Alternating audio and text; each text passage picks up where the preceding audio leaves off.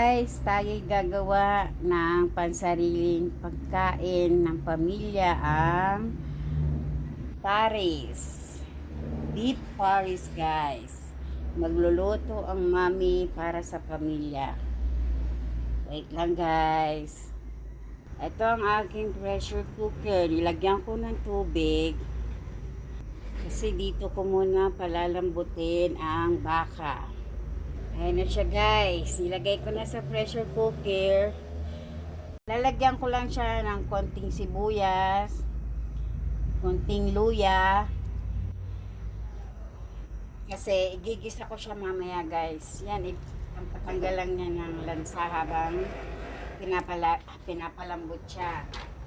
Lalagyan ko rin siya ng paminta. Yan.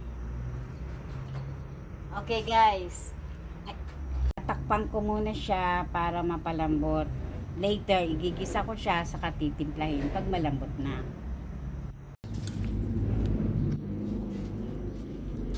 Habang pinapalambot ko, guys, yung aking baka sa pressure cooker, ito naman yung aking pampalapot na Skyflex para malapot siya mamaya, guys. Cornstarch yung ginagamit ng iba dahil naman kasi sa akin pang sariling ba kakainin ko pamilya, Skyflex pwede na. Lambot ko sa pressure cooker, malapit na kasing lumambot. Igigisa ko na ang ricados, guys.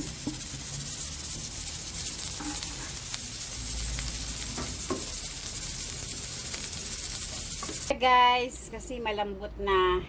Yan, gigisa ko na siya, titimplahan ko.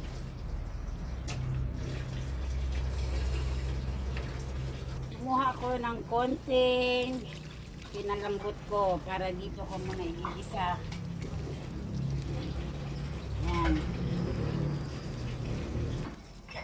Guys, ilipat ko na sa kung saan ako naglaga. Natin ang beef cubes. Lagyan natin, guys, ng oyster sauce. Lagyan ko rin siya, guys, ng konting star anise. Konti lang. Konting bechin. Guys, ilagay ko na yung aking pampalapot na Skyflex. Skyflex na dinurog. Halo-haloin nga natin, guys, hanggang sa lumapot.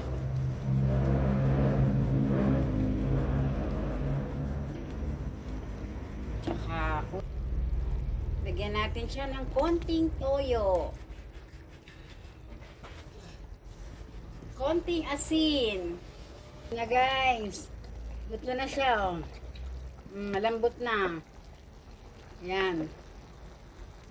Tama lang yung lapot niya.